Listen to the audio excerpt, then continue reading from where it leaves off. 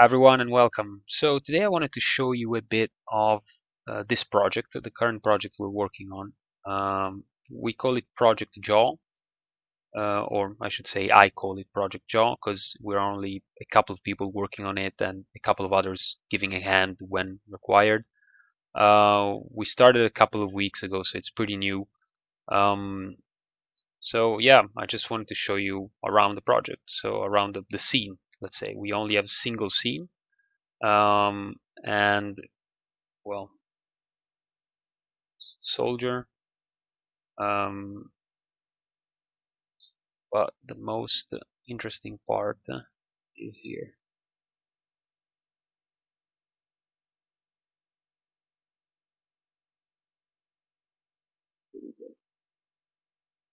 So right here, what do we have? Um, Let me bump up the light, perhaps a slight bit, so that you can see better.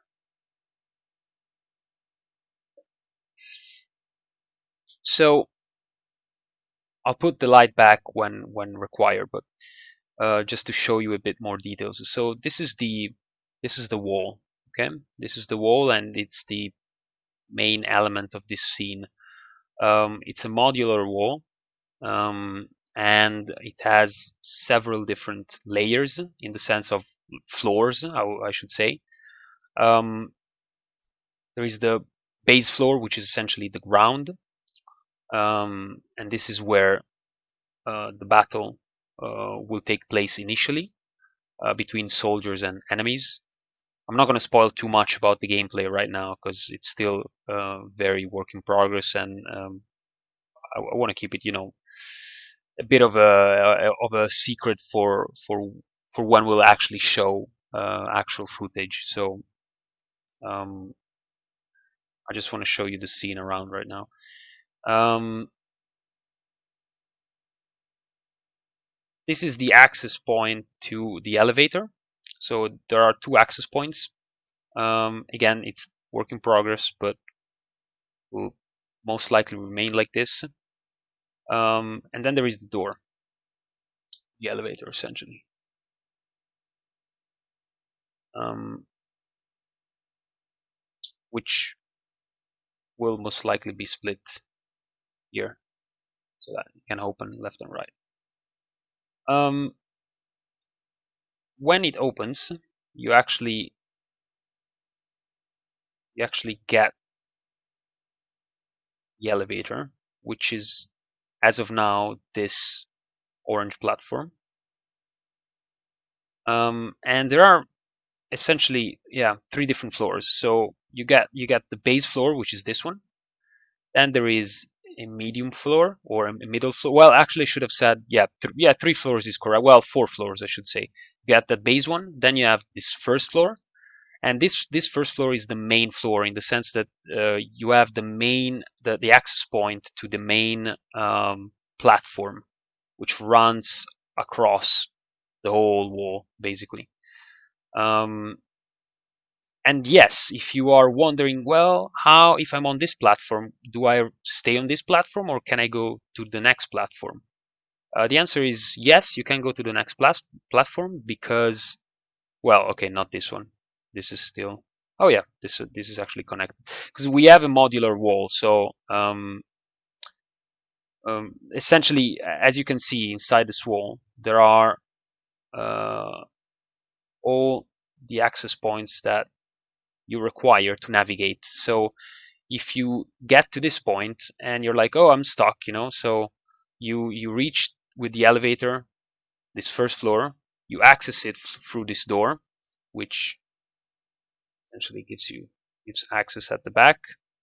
Go around, you're here, you're fighting, and then you see that there is a big fight going on there for some reason, or more help is required on that side. What you can do is you enter the access door, go in, and you travel, and boom, you exit here, and here you are. You're on the other side.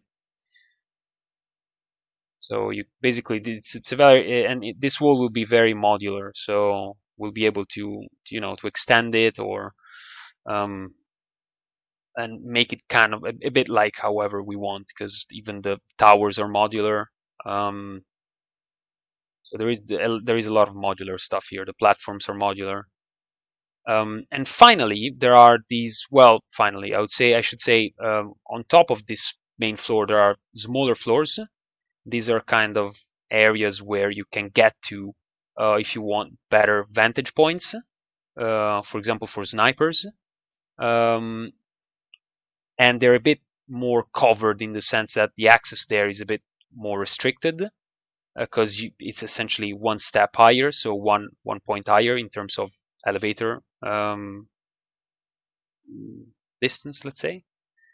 Um, and finally, you have the very top floor, which is the top of the wall, and the top of the wall is essentially the last uh, big or last, yeah, large floor. Essentially, you have an access point here. As you can see, you have different types of towers also. You have skewed towers, so towers that stay outside of the wall, and towers that stay inside of the wall. So this is also something that we're a bit looking into, because essentially these kind of skewed towers, what they allow you to have is a running platform. So you have this platform which actually is very long, and you can have it that, it's basically, for the soldiers, it's easy to navigate on this platform, because there is no interruption, unlike, for example, that platform that in that area. And you still have your access point here, so you reach this floor with this elevator, then you enter this point, and then essentially you go up, and first door on your left, here you go. You have access to the platform.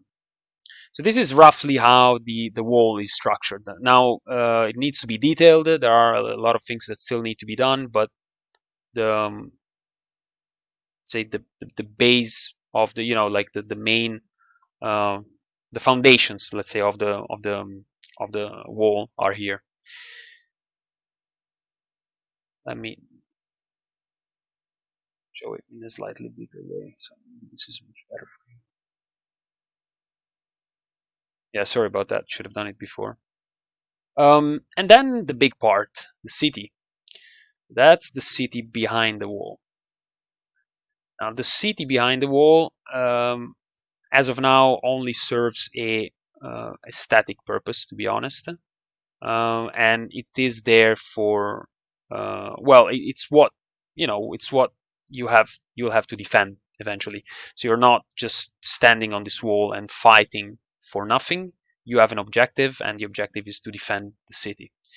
Um, yeah, so as of now, the city is quite static. Only the shader allows some interesting windows to be present.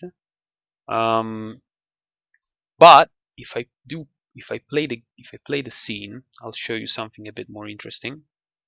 I'll put the light down again.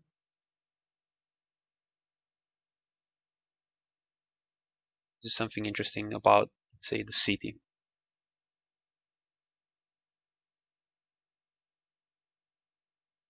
So if we go and we press display, you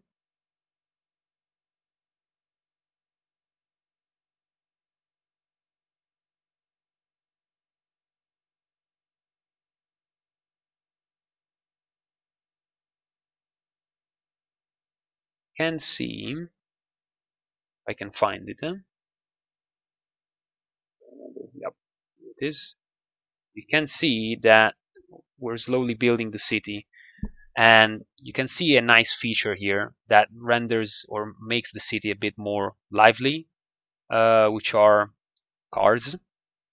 So we've got these different rows of cars coming and going, and the idea is to populate, the entire city with cars, with more lights, with more life in general, to make it a bit more lively, to show that there is an actual life, there is this actual life going on in the city itself. Because as of now, it is quite a dead city, let's say. Okay.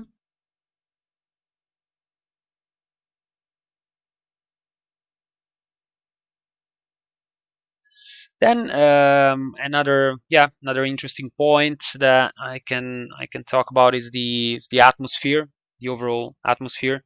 So we have essentially we have a range of mountains surrounding the city, and as you can see, the city has been built exactly in the at the end of this range, so where the mountains kind of block everything around it, and this was mainly for safety. So the city is kind of locked in here so that it cannot be attacked anywhere from from the sides.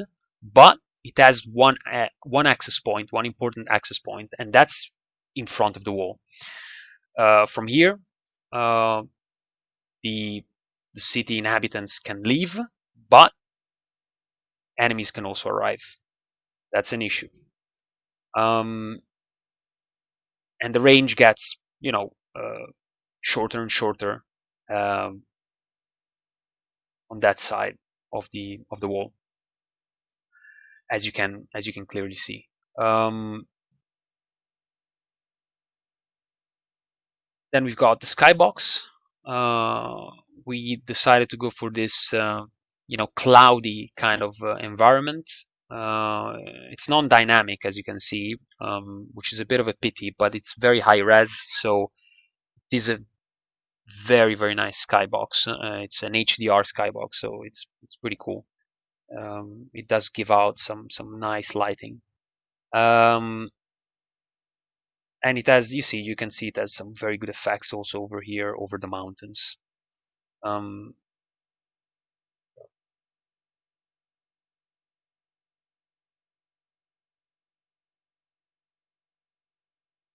and then of course the layer of fog, which also goes over the city. It's a global layer of fog, so it really goes everywhere pretty much, um, and gives this mysterious kind of blurriness that covers everything in the distance.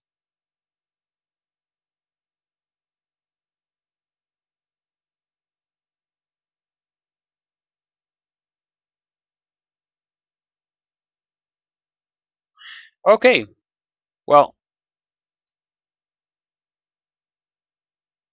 I'll show you one more thing before we end this talk,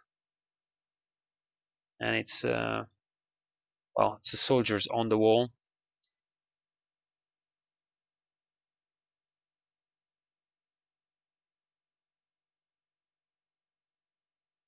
You can see that basically the soldiers will stand here, will move around. Um, they'll protect this side of the wall. Um,